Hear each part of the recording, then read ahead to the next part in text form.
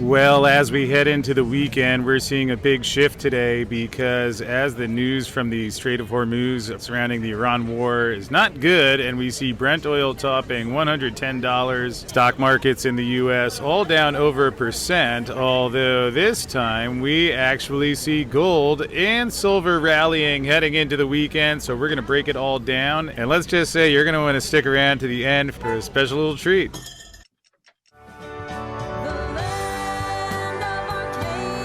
Well, hello there, my friends. Chris Marcus here with you for Arcadia Economics on the road on a Friday heading into what should be an eventful weekend because, as you can see, nice to see a rebound in the gold and silver pricing. Gold futures up $108, almost $109 today. Silver futures rebounding back up $1.70 after yesterday's sell-off. And just to recap, I mean, quite a volatile week it's been. We had sell-offs, we had rebounds, we had more sell-offs, rebounds, sell-offs. Here's the gold chart. Then that surge today.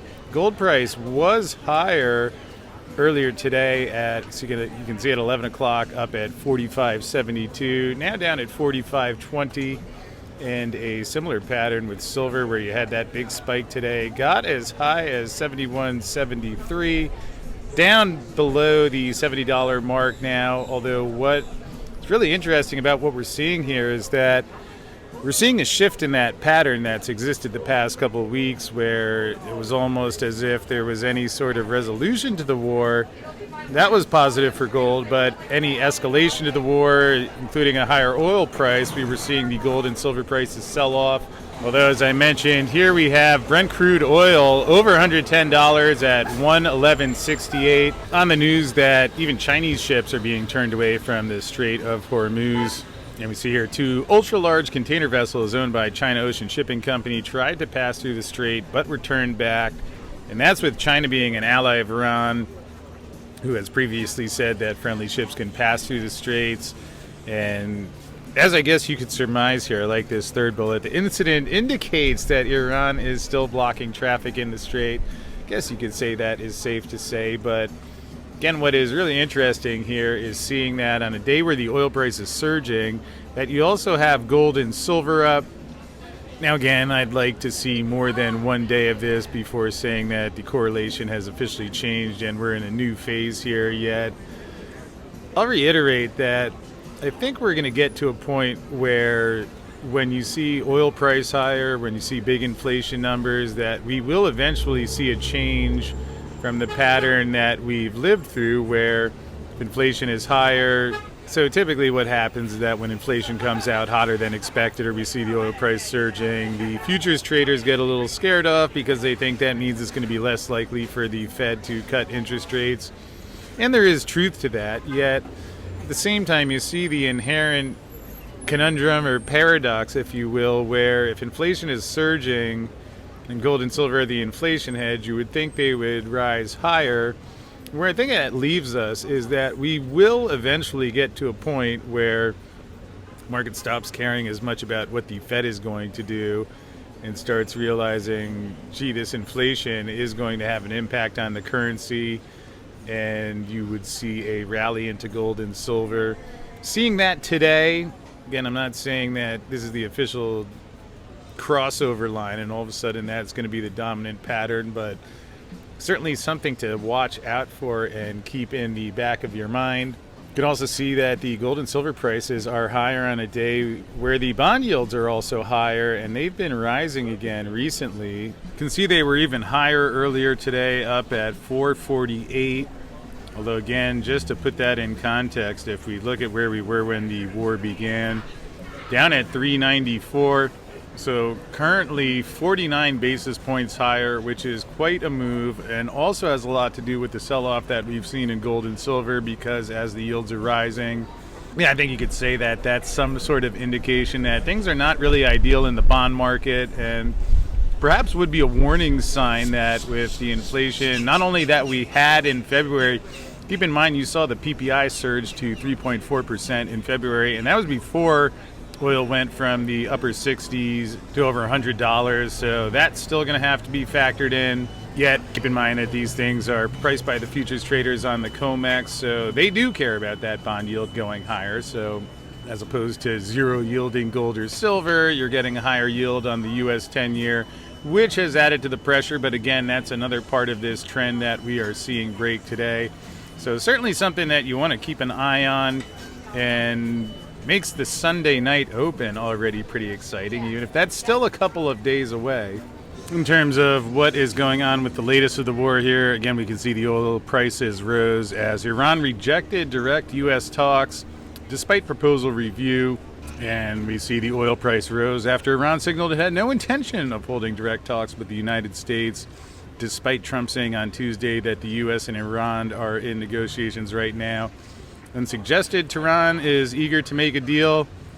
Not trying to pick on Trump here, but at least on an even money bet. I would bet against the part about Tehran being eager to make a deal. Not saying that couldn't be the case, but from the different things that I am reading and hearing, I think that is not quite what is going on. And as we've seen, not just in this situation, but is typical of wartime, that take things that are coming out with a grain of salt. I mean, we have Israel with a blockade on social media reports, which means that on one hand, it's kind of hard to know exactly what's going on there. Interesting, I actually ran into an Israeli fellow last night. I was talking to him and asked him what he had heard, and I mentioned that I've been seeing on Twitter disturbing videos showing images that I don't think are AI, but show a lot of missiles coming down into Tel Aviv, and he confirmed that that's what he's been hearing from his family and friends back in Israel. So maybe the golden rule, or the silver rule, if you will, is that especially during wartime, don't count on governments to give you a full picture of exactly what's going on. And here we see Trump wants to squeeze Iran into peace talks with more troops, but it may backfire, analysts say. And here, Trump's military buildup in Iran serves more as leverage rather than a prelude to a ground war. Hearing a lot about boots on the ground, certainly not good to hear that, and actually touches on something that we heard from Thomas Massey, and I will play a little bit of that here. I was wondering, what did you make of the scene yesterday when Republican Senator Tim Sheehy helped break that Marine's arm as he was saying we shouldn't go to war for Israel? Did you see that scene? I saw it, and my heart breaks for that man. Yeah, you know, the police here are trying to keep people safe. I think the politician would have been better just to stay out of it. It's a very bad visual, and it's just a terrible thing that happened.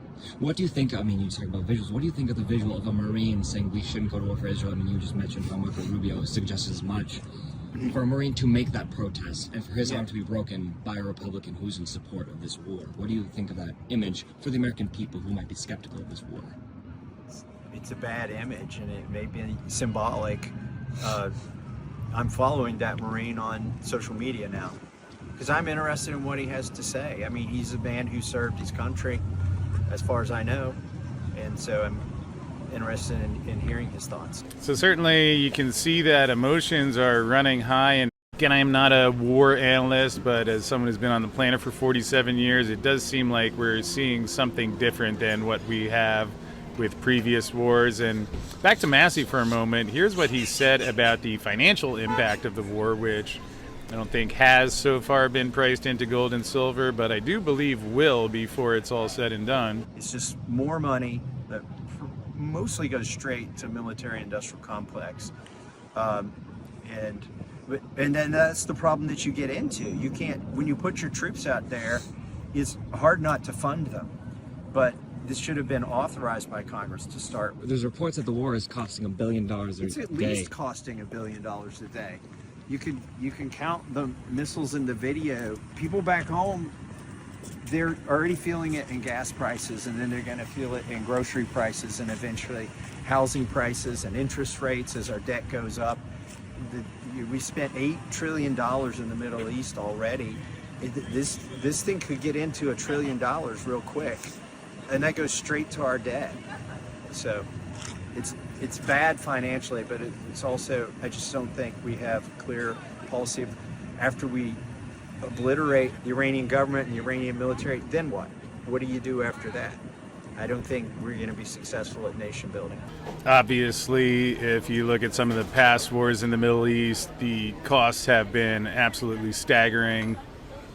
My guess is that if this one continues on, the cost of this will be staggering as well, and is probably why Luke Groman mentioned this in his latest mailbag. Especially when I look at this and go, Iran is getting more and more leverage with each day Hormuz stays closed, and whenever this all breaks, which is 2-3 weeks at the most, in my opinion, because you're already seeing supply chains get really, really strained. Wow, when they have to print money to keep sovereign debt from defaulting into an energy spike, an energy shock, a supply chain collapse, whoo-hoo, doggy. I think gold ends the year at least with a 6 in front of it, maybe a 7. So let's watch. But anyway, that is enough of the heavy news. And perhaps before we wrap up and head into the weekend, I wanted to share this one. Hopefully that's okay with the fellow who made it, but not trying to belittle the heavy emotions of what's going on here yet. Spend enough nights crying. At some point you try and laugh to lighten a little bit. So hope you enjoy this one here. Sir, they're about to go nuclear. How long do we have? They're 2 weeks away. How 2 weeks away are they? Even more 2 weeks away than they were 5 years ago. My God! That's dangerous levels of 2 weeks away. I know. Son, if anything happens to me, continue my work. We're only 2 weeks away. I will continue, inshallah. Now I'll go to where no one can find me. My office on the 3rd floor, right by that really big window. Vengeance! Sir, if we attack, they will close the Strait of Hormuz. They don't have the balls to close the Strait of Hormuz. They just closed the Strait of Hormuz. And oil is now over $100 a barrel.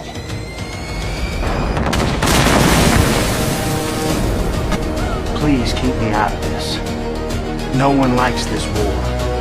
And I want to be president one day.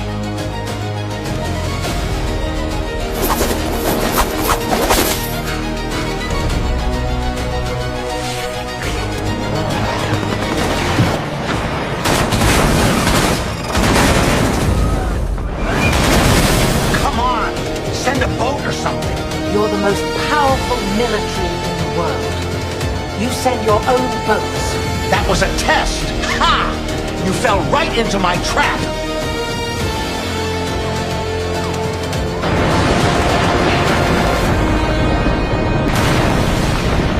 Sometimes the best reason for war is no reason at all.